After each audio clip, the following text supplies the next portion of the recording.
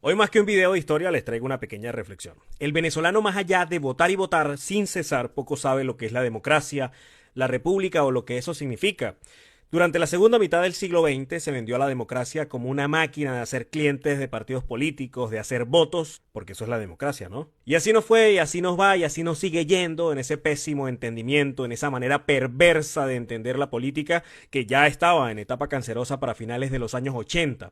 Existían realmente muy pocas formas de detener el desastre porque el monstruo que creó a Hugo Chávez ya tenía un germen poderoso en la maquinaria política y en la forma en que se comportaban los grupos de poder en Venezuela, cosa que evidentemente con Chávez llegaría a niveles jamás vistos. La segunda presidencia de Carlos Andrés Pérez, con sus sombras, con sus luces, con sus imprecisiones y con sus intentos, de alguna manera mostró la intención de romper un poco con sus antecesores, cosa bien irónica, ¿no? Pero ya era demasiado tarde, la cultura política del país ya estaba destruida, los partidos estaban caducados y el sistema electoral estaba convertido en un sistema clientelar. Evidentemente, jamás de los jamases es comparable a la situación actual, pero es el principal antecedente. Aquellas lluvias trajeron estos lodos.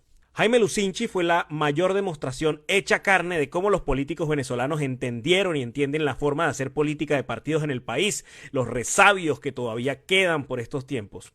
En 1989, durante los primeros 100 días de gobierno de Carlos Andrés Pérez, Lucinchi dio unas interesantes declaraciones sobre su opinión del paquete de medidas económicas que hizo famoso a Carlos Andrés Pérez y el entendimiento que tenía Lucinchi del sistema de gobierno venezolano, de la democracia y sobre todo del poder. Véanlo, opinen y dejen sus comentarios. No se olviden de compartir el video.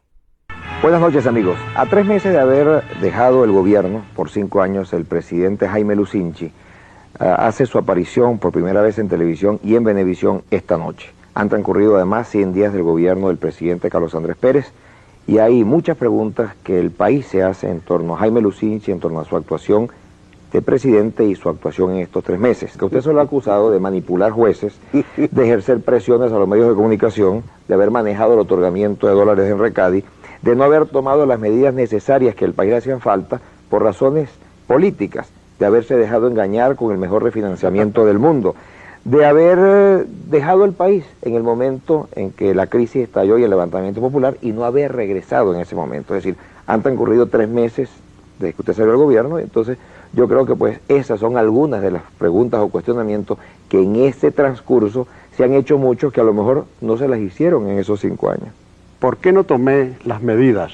Esa es una buena pregunta. Pues sencillamente porque no estaba de acuerdo con ellas y porque no era el momento histórico oportuno ni era propicio a que se tomasen medidas de ajuste que requerían de un gran respaldo político que no era dable obtener en la circunstancia electoral. La explicación que usted ha hecho en relación a su posición frente al paquete de medidas, en algunos sectores políticos, inclusive de su propio partido, y a nivel de comentaristas de prensa, digamos, ha circulado la tesis de que las medidas económicas no adoptadas durante el último tramo de su administración se debía a el interés de Acción Democrática de asegurar un nuevo triunfo electoral, la continuidad en el poder, que eran medidas que se había decidido aplazar o diferir en concertación, digamos,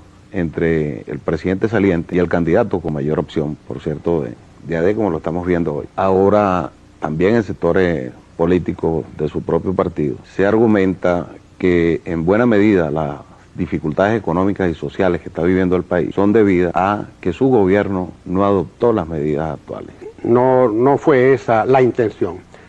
Pero entre paréntesis, y esto no es un ejercicio de cinismo, conservar el poder no es doloso.